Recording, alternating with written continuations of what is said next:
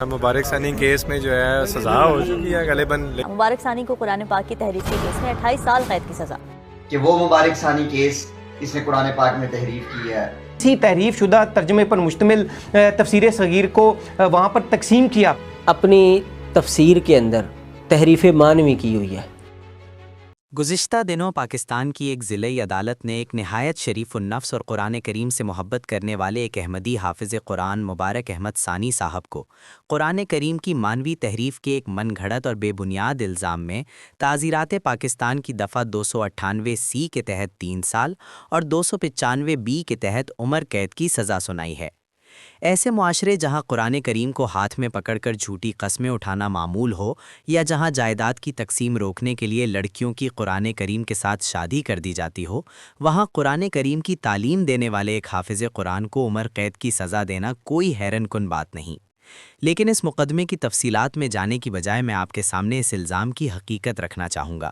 میں دعوے سے یہ بات کہہ سکتا ہوں کہ آج قرآن پر صرف جماعت احمدیہ ہی وہ واحد جماعت ہے جو حقیقی معنوں میں قرآن کریم کے مقام اور مرتبے کو بلند کرنے والی ہے، جبکہ دیگر تمام فرقوں نے قرآن کے متعلق ایسی باتیں گھڑ رکھی ہیں جو اس کا مقام اور مرتبہ بڑھانے کی بجائے کم کرتی ہیں۔ قرآن کریم پر غور و فکر اور عمل کرنے کی بجائے اسے قیمتی کپڑے میں لپیٹ کر الماریوں کی زینت بنا دیا گیا ہے۔ کبھی قرآن کریم کی مخلوق اور غیر مخلوق ہونے کی بحثیں کی جاتی ہیں، اور کبھی ناسخ و منسوخ جیسے عقائد گھڑ کر قرآن کریم میں شکوک و شبہات پیدا کرنے کی کوششیں کی جاتی ہیں۔ حیرت کی بات یہ ہے کہ وہ تمام فرقے جو ایک دوسرے پر قرآن کریم کی لفظی اور معنوی تحریفات کے الزامات لگا کر کفر کے فتوے لگاتے رہے ہیں، وہ آج مل کر جماعت احمدیہ پر معنوی تحریف کا غلیظ اور بیہودہ الزام عائد کر رہے ہیں۔ مثلاً بریلویوں کے امام احمد رضا خان بریلوی، دیوبندیوں کے حکیم الامت اشرف علی تھانوی اور جماعت اسلامی کے مودودی صاحب سمیت بے شمار علماء کہلانے والوں پر مخالفین کی جانب سے قرآن کریم کی لفظی اور معنوی دونوں قسم کی تحریفات کے الزامات عائد کیے جاتے رہے ہیں۔ سب سے بڑھ کر شیعہ، جن کی مستند ترین کتب میں ایسی بہت سی روایات پائی جاتی ہیں جن میں قرآن کریم کی تحریف، تبدیلی اور کمی بیشی کا ذکر موجود ہے، انہی روایات کی بنیاد پر صدیوں سے دیگر تمام فرقے شیعوں کو تحریف قرآن کا مرتکب قرار دے کر متون کرتے چلے آئے ہیں۔ شیعوں پر لگنے والے ان الزامات کی حقیقت سے قطع نظر جماعت احمدیہ کے بہت سے مخالف اس بات کی گواہی دیتے رہے ہیں کہ احمدی قرآن کریم کے متعلق تحریف جیسا کوئی عقیدہ نہیں رکھتے۔ چنانچہ ابھی کچھ ماہ پہلے کی بات ہے کہ پاکستان میں مطالعہ قرآن حکیم نام کی بعض نصابی کتب شائع کی گئیں، جن میں تقریباً تمام فرقوں کی کتب سے تائیدی حوالے درج کیے گئے تھے۔ کیونکہ اس میں شیعہ کتب کے بھی حوالے درج کیے گئے تھے، تو بہت سے سنی مولویوں کی طرف سے اس پر شدید رد عمل سامنے آیا۔ مثلاً مولوی عبد الرحمن مدنی نے تو یہاں تک کہہ دیا کہ اگر شیعوں کو ساتھ شامل کیا جا سکتا ہے تو پھر احمدیوں کو بھی ملا لو، اور جو وجہ وہ بیان کرتے ہیں وہ ہر اس شخص کے منہ پر ایک زوردار تماچا ہے جو احمدیوں پر تحریف قرآن کا بیہودہ الزام عائد کرتا ہے۔ سنیں وہ کیا کہتے ہیں۔ کیا منکرین قرآن کے ساتھ کوئی اتحاد، کوئی اشتراک قرآن کریم میں ہو سکتا ہے؟ کل پھر قادیانیوں کو ملا لو، وہ کہیں گے ہم بھی اس قرآن پر متفق ہیں، ہمیں بھی ملا لو۔ اور مزے کی بات، قادیانیوں کی کسی کتاب میں یہ نہیں لکھا کہ قرآن محرف کتاب ہے، بدل دی گئی، یا نعوذ باللہ صحابہ نے اس کو بدل دیا، ایسا کچھ بھی نہیں لکھا۔ جیسا کہ میں نے پہلے ذکر کیا کہ جماعت احمدیہ کے علاوہ باقی تمام فرقے قرآن کریم کے متعلق ناسخ و منسوخ جیسا خطرناک عقیدہ رکھتے ہیں۔ یہ عجیب بات ہے کہ ایک طرف وہ قرآن کریم کو کتاب محفوظ بھی مانتے ہیں، لیکن دوسری طرف یہ بھی کہتے ہیں کہ قرآن کی درجنوں آیات ایسی ہیں جو تلاوت تو کی جاتی ہیں لیکن وہ منسوخ یا ناقابل عمل ہو چکی ہیں۔ انا للہ و انا الیہ راجعون۔ جماعت احمدیہ پر معنوی تحریف کا الزام لگانے والے خود کس حد تک گرے ہوئے ہیں، اس کا اندازہ کل تودم تحریک کے اس مولوی سے لگایا جا سکتا ہے جو حافظ مبارک ثانی صاحب کے مقدمے پر بات کرتے ہوئے ایک طرف جماعت احمدیہ پر الزام تراشی کر رہا ہے، دوسری طرف خود قرآن کریم کو تحریف شدہ کہتے ہوئے اس کی توہین بھی کر رہا ہے۔ امام قرطبی ہے نا، انہوں نے ایک اور ساڑھے امام ہیں، انہوں نے لکھا ہے کہ اے جڑی لا اکراہ فی الدین ہے نا، کہ دین میں زبردستی نہیں ہے، اے جڑی انہیں چیف جسٹس نے بیان کی تھی آیت، اے آیت جڑی علامہ قرطبی فرمانے منسوخ ہے کی ہے؟ کس آیت نال؟ یا ایھا النبی جاہد الکفار والمنافقین، اس آیت اے جدو آیت آئی دے منسوخ ہو گئی۔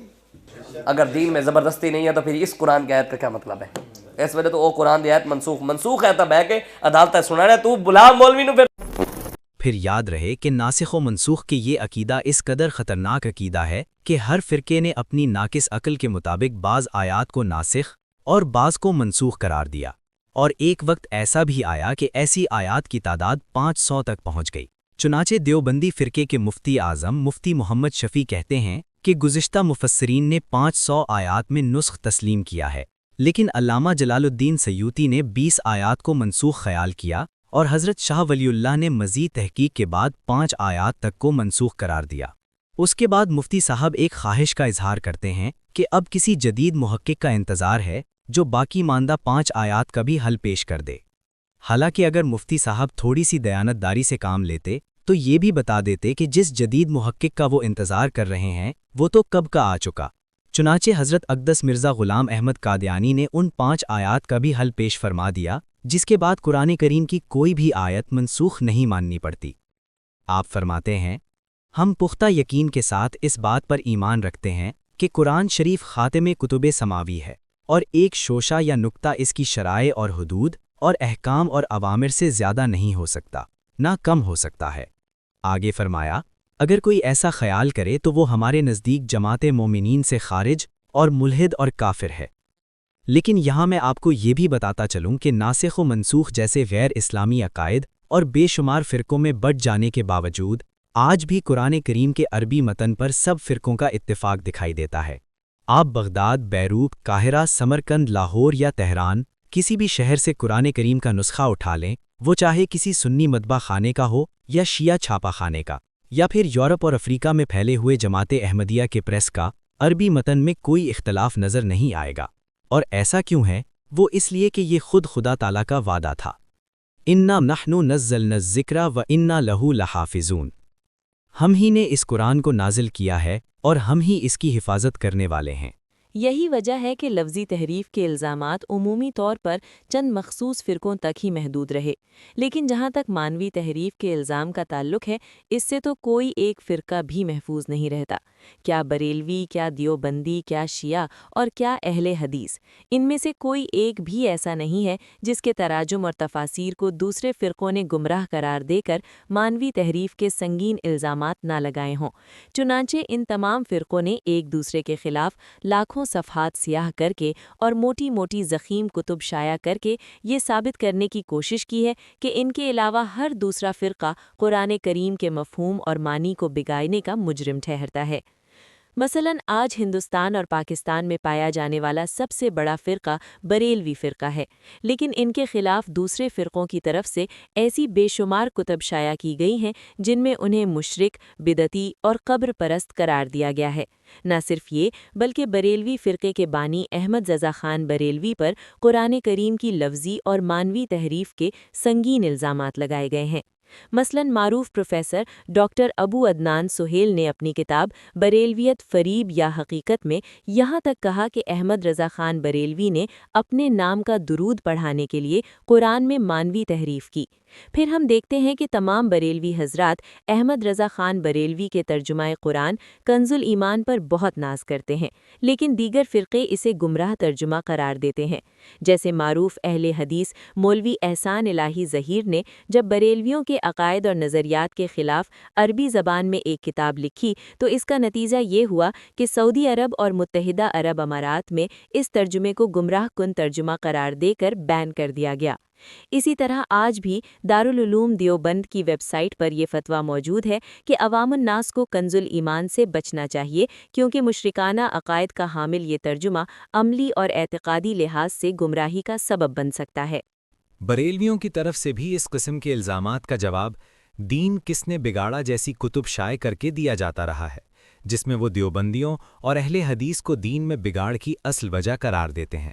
چنانچہ حج کے موقع پر سعودی عرب کی طرف سے مفت تقسیم کیے جانے والے تراجم اور تفاسیر کو مانوی تحریف کا پلندہ قرار دیتے ہوئے عوام کو اسے لینے سے منع کرتے رہے ہیں۔ اسی طرح کتاب سعودی تفسیر پر ایک نظر میں لکھا ہے کہ سعودی حکومت حج وغیرہ کے مواقع پر نجدی یراسیم پھیلانے کے لیے لوگ بٹھاتی ہے، جو قرآن و حدیث کے غلط تراجم اور مفاہیم بیان کر کے لوگوں کا ایمان ضائع کرتے ہیں اور انہیں اپنے جیسا گستاخ اور بے ادب بنا دیتے ہیں۔ مزید کہتے ہیں کہ کنز الایمان پر پابندی عائد کرنے والے ایسے تراجم بانٹتے ہیں جو کہنے کو تو قرآن مجید کا ترجمہ اور تفسیر ہیں، لیکن اندر کھاتے وہابیت، نجدیت اور لادینیت کا پورا سامان ہے۔ آگے چلیں تو دیوبندیوں پر بھی یہی الزامات دہرائے گئے ہیں۔ مثلاً اہل حدیث عالم فاروق الرحمن یزدانی اپنی ایک کتاب میں دیوبندیوں کے شیخ الہند مولوی محمود الحسن پر قرآن کی لفظی اور معنوی تحریف کا الزام عائد کرتے ہیں۔ اسی طرح بریلویوں کی کتاب تاریخ وہابیہ میں استادوں کے استاد کہلائے جانے والے مولوی حسین احمد مدنی پر قرآن اور حدیث کے مطالب اور مفہوم میں تحریف کا الزام لگایا گیا ہے۔ اگر آپ سمجھتے ہیں کہ جماعت اسلامی اس قسم کے الزامات سے محفوظ ہوگی تو جواب نفی میں ہے۔ مودودی صاحب کے ترجمہ تفہیم القرآن کو ان کے پیروکار بڑی شد و مد سے جدید اور ماڈرنائز ترجمے کے طور پر پیش کرتے ہیں، لیکن دوسرے فرقوں کے نزدیک یہ ترجمہ بھی سراسر گمراہ ترجمہ ہے۔ چنانچہ جامعہ قاسم العلوم کے بانی مولوی عبدالحق اپنے فتاویٰ میں کہتے ہیں کہ اس ترجمے سے بچنا ضروری ہے، کیونکہ یہ ایک آزاد خیال اور گمراہ شخص کا ترجمہ ہے جس نے انبیاء اور صحابہ کی شان میں گستاخیاں کی ہیں۔ اسی طرح کا فتویٰ دارالعلوم دیوبند کے صدر مفتی محمود حسن گنگوہی نے بھی عائد کیا ہے اور اسے گمراہ ترجمہ اور تفسیر قرار دیتے ہوئے اس سے بچنے کی تلقین کی ہے۔ کلعدم تحریک کے سابق سرپرست اعلیٰ پیر افضل قادری نے تو اپنی کتاب قرآن کے غلط تراجم کی نشاندہی میں دیوبندی، اہل حدیث، شیعہ اور جماعت اسلامی وغیرہ کے مستند ترین تراجم سے متعدد مثالیں دے کر یہ نتیجہ نکالا ہے کہ ان سب نے معنوی تحریف کا ارتکاب کیا ہے۔ اور یہ سلسلہ یہاں نہیں رکتا، بلکہ ہم یہ بھی دیکھتے ہیں کہ ایک ہی فرقے کے بڑے علماء بھی ایک دوسرے پر تحریف کے الزامات لگاتے رہے ہیں۔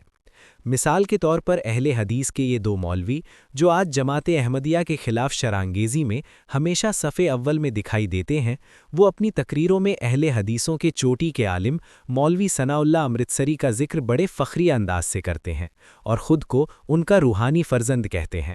بات بڑھتی حضرت مولانا ثناء اللہ امرتسری تک پہنچی۔ حضرت مولانا ثناء اللہ امرتسری میدان میں نکلے۔ آج کو ہمارے اندر کوئی ثناء اللہ نہیں ہے، یہ مقدمہ تھا جس کو حضرت ثناء اللہ امرتسری نے لڑا۔ لیکن دوسری طرف اہل حدیث ہی کے ایک اور چوٹی کے عالم مولوی عبدالحق غزنوی نے اپنی کتاب الاربعین میں انہی ثناء اللہ امرتسری کو جہمیلہ اور معتزلہ جیسے گمراہ فرقوں میں شمار کیا اور ان پر 40 مرتبہ قرآن کی تحریف کا الزام لگایا۔ انہوں نے یہاں تک لکھا کہ ثناء اللہ امرتسری نے غلط معنی اور تحریفات میں یہودیوں کی بھی ناک کاٹ دی ہے۔ معنوی تحریف کے الزامات کی عملی صورتحال کیا ہے، اس کا ایک قابل دید نظارہ 27 اپریل 1976 کو قومی اسمبلی کی کارروائی میں بھی دکھائی دیا۔ اس وقت کے اپوزیشن لیڈر مفتی محمود نے اہل قرآن فرقے کا نام لے کر یہ مطالبہ کیا کہ وہ قرآن کریم کی معنوی تحریف کرتے ہیں، لہٰذا ان کے خلاف کارروائی ہونی چاہیے۔ اس کے جواب میں وفاقی وزیر مذہبی امور علامہ کوثر نیازی نے حقیقت حال کی طرف اشارہ کرتے ہوئے کہا کہ آپ کی بات تو بڑی اچھی معلوم ہوتی ہے، لیکن موجودہ فرقہ وارانہ ماحول میں ایسا ہونا ممکن نہیں، کیونکہ ہر فرقہ جب قرآن کی کوئی تفسیر کرتا ہے تو اس کے اپنے نزدیک تو وہ بہترین تفسیر ہوتی ہے، لیکن دوسرے فرقوں کے نزدیک وہی تفسیر معنوی تحریف بن جاتی ہے۔ انہوں نے مودودی صاحب کی تفسیر کی مثال دیتے ہوئے کہا کہ میرے نزدیک وہ بہترین تفسیر ہے، لیکن مفتی محمود صاحب اس بات کو کبھی تسلیم نہیں کریں گے۔ اس کے بعد کوثر نیازی نے معنوی تحریف کے سدباب کے لیے ایک نہایت مناسب تجویز پیش کی۔ انہوں نے اسمبلی میں موجود تمام مولوی حضرات کو چیلنج دیتے ہوئے کہا کہ معنوی تحریف کا دروازہ صرف اس صورت میں بند ہو سکتا ہے کہ جب تمام فرقوں میں اتفاق رائے پیدا ہو جائے، لہٰذا جتنے فرقے ہیں وہ سب قرآن حکیم کا ایک متفقہ ترجمہ لے آئیں تو ہم معنوی تحریف کے دروازے بند کرنے کے لیے اسمبلی میں بل لے آئیں گے۔ کوثر نیازی کی اس تجویز کے کچھ دیر بعد قومی اسمبلی کا اجلاس ختم ہو گیا۔ قابل غور بات یہ ہے کہ اس وقت اسمبلی میں تقریباً تمام فرقوں کے بڑے مولوی موجود تھے، لیکن کوثر نیازی کی اس آفر کا کسی سمت سے کوئی جواب نہ آیا۔ کسی ایک مولوی نے بھی اٹھ کر یہ حامی نہ بھری کہ وہ فلاں تاریخ تک تمام فرقوں کا ایک متفقہ ترجمہ پیش کر دیں گے۔ یہ تو ان فرقوں کا حال ہے جو خود تو کسی ایک بات پر جمع نہیں ہو سکتے، مگر جماعت احمدیہ پر معنوی تحریف کا الزام لگانے میں سب اکٹھے ہو جاتے ہیں۔ لیکن یاد رہے کہ یہ الزام تو بذات خود ایک پیش گوئی ہے جو بر صغیر پاک و ہند کے عظیم صاحب کشف بزرگ حضرت مجدد الثانی نے فرمائی تھی۔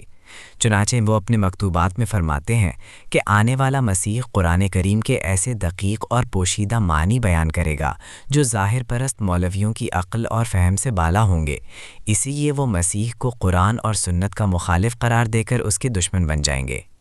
حقیقت تو یہ ہے کہ مولویوں کے ان بیہودہ الزامات کے برخلاف حضرت اقدس مسیح موعود علیہ السلام کے تمام تر علم الکلام میں اللہ، اس کے رسول اور قرآن کریم کی والہانہ محبت کے سوا کچھ نظر نہیں آتا۔ آپ اپنی جماعت کو نصیحت کرتے ہوئے فرماتے ہیں، تمہارے لیے ایک ضروری تعلیم یہ ہے کہ قرآن شریف کو مہجور کی طرح نہ چھوڑ دو کہ تمہاری اسی میں زندگی ہے۔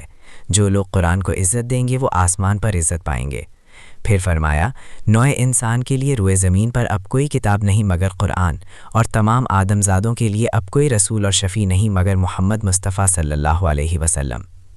جماعت احمدیہ کی خدمات قرآن پر تو ایک تفصیلی ویڈیو کی ضرورت ہے، لیکن مختصراً بتاتا چلوں کہ مولوی ظفر علی خان، علامہ اقبال، نیاز فتح پوری اور مولانا عبد الماجد دریابادی سمیت بہت سے لوگ باوجود مخالف ہونے کے اس بات کا اظہار کرتے رہے کہ حضرت بانی سلسلہ احمدیہ اور آپ کے خلفاء کے پاس قرآن کا گہرا علم تھا۔ مثلاً معروف ناول نگار، شاعر اور ادیب سید اختر احمد صاحب، جو خود بھی احمدی تھے، اپنی آپ بیتی میں کہتے ہیں کہ ان کی ذہنی اور اخلاقی تربیت میں حضرت مرزا بشیر الدین محمود احمد صاحب کی کتب بالخصوص تفسیر کبیر کا بڑا حصہ ہے۔ اسی طرح بریلوی فرقے کے معروف عالم عبدالحکیم شرف الدین کی صاحبزادی ڈاکٹر صالحہ، جو خود بھی پروفیسر اور مصنفہ ہیں، وہ اپنی کتاب قرآن کریم کے اردو تراجم میں تفسیر کبیر اور تفسیر صغیر کا تعارف پیش کرتے ہوئے ان کے ترجمے کی روانی، سلاست اور خوبصورتی کی قائل نظر آتی ہیں۔ جماعت احمدیہ کے لٹریچر کی فصاحت اور بلاغت کا اثر اس قدر گہرا ہے کہ 1974 کی قومی اسمبلی کی کارروائی کے دوران خود اٹارنی جنرل آف پاکستان یحییٰ بختیار بھی اس کے معترف دکھائی دیے۔ وہ حضرت صاحبزادہ مرزا بشیر الدین محمود احمد صاحب کی ایک تصنیف کا انگریزی ترجمہ جو حضرت چودھری سر ظفر اللہ خان صاحب نے کیا تھا پڑھ کر سنا رہے تھے، تو اس کی فصاحت اور بلاغت سے اتنے متاثر ہوئے کہ ایک نہیں 2 مرتبہ اس کی تعریف کی۔ اس پر حضرت صاحبزادہ مرزا ناصر احمد صاحب نے انہیں مخاطب کرتے ہوئے فرمایا کہ اس کا اصل اردو متن بھی موجود ہے، وہ بھی پڑھ لیں، ممکن ہے وہاں روشنی زیادہ مل جائے۔ ناظرین، میں پورے دعوے سے یہ بات کہہ سکتا ہوں کہ مانوی تحریف کا شکار دراصل ان مولویوں کی اپنی تفاسیر ہیں جو مزے کے خیالی قصوں اور کہانیوں سے بھری پڑی ہیں، جبکہ تفسیر صغیر جس پر یہ لوگ الزام لگاتے ہیں وہ تو ایسے الہی معرف بیان کرتی ہے جہاں تک یہ مولوی خواب میں بھی نہیں پہنچ سکتے۔ ثبوت کے طور پر میں بلا مبالغہ ہزاروں مثالیں پیش کر سکتا ہوں، لیکن نمونے کے طور پر ایک مثال کافی ہے۔ مثلاً سورہ بقرہ میں خدا تعالیٰ بنی اسرائیل کے گائے والے واقعہ کا ذکر کرنے کے بعد فرماتا ہے فَقُلْنَا اضْرِبُوهُ بِبَعْضِهَا۔ تمام فرقوں کے تراجم میں اس کا ترجمہ یہ کیا گیا ہے کہ جب ذبح شدہ گائے کا گوشت مقتول کی لاش پر مارا گیا تو وہ زندہ ہو گیا۔ اب نہ تو انسانی عقل ایسے کسی ترجمے کو تسلیم کرتی ہے اور نہ ہی قرآنی سیاق و سباق اس کی تائید کرتا دکھائی دیتا ہے، بلکہ اس قسم کے مزاحیہ ترجموں کی وجہ سے مخالفین اسلام کو قرآن کے خلاف تمسخر اڑانے کا بھی موقع مل جاتا ہے۔ اس کے برعکس حضرت مرزا بشیر الدین محمود احمد صاحب اس کا کتنا خوبصورت اور پرمانی ترجمہ کرتے ہیں کہ اس واقعہ کو اس نفس کے ساتھ پیش آنے والے بعض اور واقعات کے ساتھ ملا کر دیکھو، پھر تمہیں حقیقت معلوم ہو جائے گی۔ ایسا ترجمہ نہ صرف قرآن کریم کی خوبصورتی میں اضافہ کرتا ہے بلکہ ان اعتراضات کو بھی دور کر دیتا ہے جو مولویوں کے قصے کہانیوں کی وجہ سے پیدا ہوتے ہیں۔ ناظرین کو یہ بھی بتاتا چلوں کہ جماعت احمدیہ پر مانوی تحریف کا یہ بیہودہ الزام نیا نہیں ہے۔ 1974 کی قومی اسمبلی کی کارروائی کے دوران بھی یہی اعتراض کیا گیا تھا کہ نیا ترجمہ کر کے جماعت احمدیہ نے مانوی تحریف کی ہے، لیکن اس کارروائی کا سب سے افسوسناک پہلو یہ تھا کہ جماعت احمدیہ کے ترجمے کو غلط ثابت کرنے کی کوشش میں مولوی ظفر انصاری کو عیسائیوں اور یہودیوں کے تراجم کا سہارا لینا پڑا، اور جب حضرت مرزا ناصر احمد صاحب نے اس بات کی نشاندہی کی کہ آپ تو احمدیت کی مخالفت میں عیسائیوں کے تراجم پیش کر رہے ہیں، تو معلوم ہوتا تھا کہ مولوی ظفر انصاری اس موقع پر مکمل طور پر حواس باختہ ہو چکے تھے۔ چنانچہ موصوف بجائے شرمندہ ہونے کے کہتے ہیں یہودی کا بھی ترجمہ ہے۔ یہاں یہ سوال بھی پیدا ہوتا ہے کہ جماعت احمدیہ پر الزام تراشی کے لیے جارج سیل وغیرہ جیسے مستشرقین کے حوالے پیش کرنے کی آخر ضرورت کیوں پیش آئی؟ مثلاً جارج سیل، جس کے ترجمے کا حوالہ مولوی ظفر انصاری دے رہے تھے، وہ اسی ترجمے کے دیباچے میں کہتا ہے Muhammad was really the author and chief contriver of the Quran is beyond dispute, यानी इस बात में किसी शक की गुंजाइश नहीं कि माआज़ अल्लाह मोहम्मद ही इस कुरान के मुसन्निफ और मंसूबा साज थे। इसी वजह से जमात अहमदिया की मुखालफत करने वालों की हालत पर अफसोस होता है कि वो इस हद तक भी गिर सकते हैं, यानी वो मुस्तशरिकीन जो कुरान करीम को खुदा का कलाम ही नहीं मानते, ऐसे लोगों के तराजुमों को जमात अहमदिया की मुखालफत में बतौर दलील पेश करना अगर इस्लाम दुश्मनी नहीं तो और क्या है। इसी कार्रवाई के दौरान हज़रत साहबजादा मिर्ज़ा नासिर अहमद साहब ने कुरान लुगत और तफासिर की रोशनी में ये मजबूत और उसूली मौक़िफ़ बयान फरमाया कि कुरान करीम के ऐसे नए तराजुम करना जो कुरान की रूह के ख़िलाफ़ ना हों बिल्कुल जायज़ है। इस मजबूत मौक़िफ़ के सामने मौलवी ज़फ़र अंसारी बिल्कुल लाजवाब हो गए और उन्हें तस्लीम करना पड़ा कि आपने जो उसूल बताया है वो सही है, अगरचे वो अपनी मौलवियाना खसलत के मुताबिक ये बात दोहराते रहे कि लफ्ज़ आखिरत का ऐसा तर्जुमा पहले किसी ने नहीं किया, लेकिन वो इस तर्जुमे को खिलाफ़ कुरान या खिलाफ़ शरीयत साबित ना कर सके। बस साबित हुआ कि जिस चीज़ को इन मौलवियों ने तहरीफ का नाम दे रखा है वो तो ऐसे मारिफ इलाही हैं जिनके इदराक से ये ज़ाहिर परस्त मौलवी हमेशा महरूम रहे हैं। नाज़रीन, बहुत सारा मवाद एक्यूरे अहमदिया चैनल से लिया है, उनका शुक्रिया। बहुत तफसील से बात बयान की गई। आपको वीडियो कैसी लगी ज़रूर कमेंट सेक्शन में बताएं, और आप हमारा प्रोग्राम कहां से देख रहे हैं ज़रूर बताएं। जो नए हैं हमारे चैनल को सब्सक्राइब ज़रूर करें और वीडियो को शेयर भी कर दें। अगली वीडियो तक के लिए अल्लाह हाफिज़। We know the fitna of the Qadianis is very live in Pakistan at the moment. We know that they are extremely wealthy and extremely well organized. But a simple search shows that, do you know how much funds they have at their disposal at this given moment in time? As of the end of 2016, over 43 million pounds they have at their disposal in assets and wealth. And they have now spread this movement, this fitna has now spread to over 200 countries around the world. And I was looking online and doing some research about this issue because I wanted to highlight the relevance of this issue for us in this country in this day and age. There's a survey and a kind of a list of influential religious figures in London which was posted in the Evening Standard this year, only a few months ago. And they didn't number the list, but they put the first person as a religious figure in London as the Queen. Okay? And they gave a short biography of why. And do you know the second picture they had in that survey of religious figures of influence in London in 2017? It is the leader of this Qadiani sect. It is the leader of this Qadiani sect. But this is an organization which is not shrinking, it's growing. But this is an organization which is not shrinking, it's growing. This is not an organization which does not have any influence. Unfortunately, it has influence with political figures and group leaders. If you do simple searches, you will see that this Khalifa, this so-called Khalifa of this sect, has met so many MPs, has met leaders of countries, and they all think, wow, this guy is such a great guy, he does such a great service for Islam. Can you imagine? So it's our responsibility to do what we can to counteract this fitna which is growing and growing day by day. If you look at the literature of the Qadianis on their websites and so on and so forth, it's very detailed, very professional, and anybody objectively looking at that can easily be misguided. देखो खुदा ने एक जहां को झुका दिया,